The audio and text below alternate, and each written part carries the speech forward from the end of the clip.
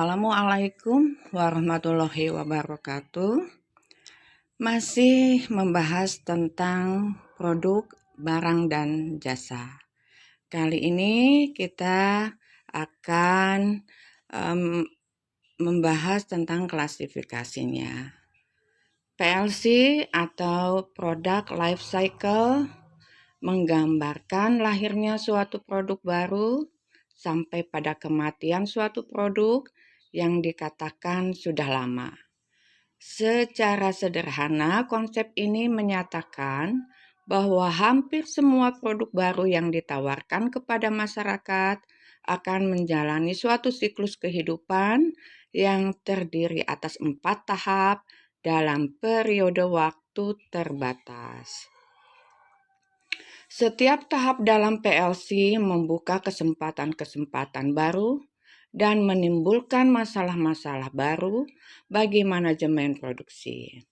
Jika diketahui kedudukan produk dalam siklus kehidupannya, maka dapat dirumuskan rencana perbaikan desain dan pengembangan produk yang lebih baik.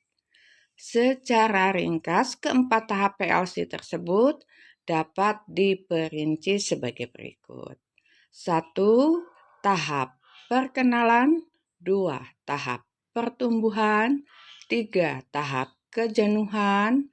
4. Tahap penurunan.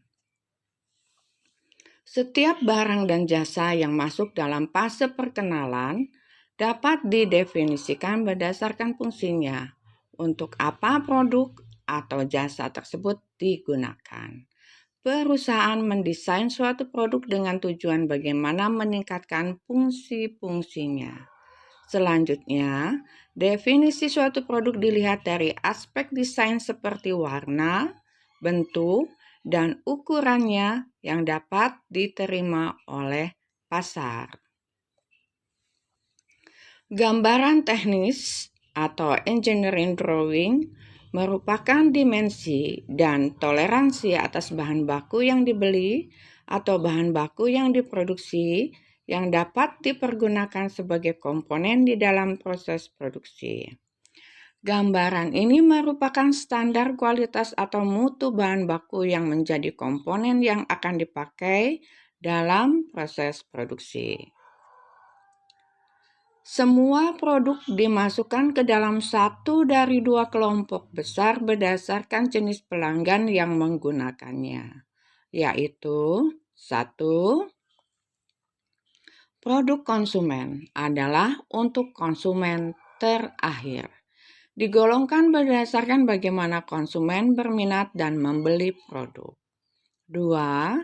Produk bisnis adalah produk untuk digunakan dalam menghasilkan produk lain. Digolongkan berdasarkan bagaimana pembeli memikirkan produk dan bagaimana mereka akan menggunakannya. Jenis produk bisnis. Jenis-jenis produk bisnis diantaranya 1. Instalasi adalah produk modal penting, dalam kurung seperti bangunan, hak lahan, dan peralatan besar.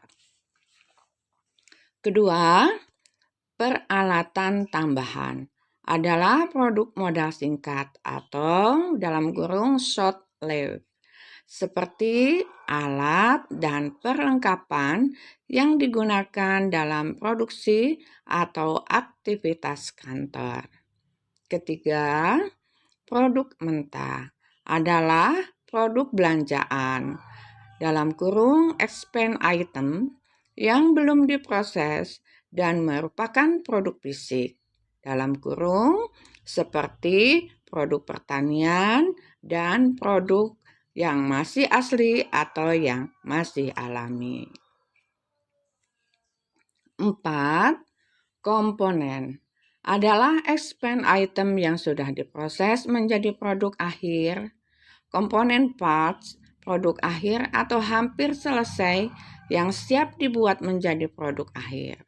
Komponen material adalah produk seperti kawat, plastik, atau tekstil yang harus diproses lebih lanjut sebelum menjadi produk akhir. 5. Persediaan adalah expense item yang tidak menjadi bagian dari produk akhir. Dibagi menjadi 3, yaitu pemeliharaan dalam kurung maintenance,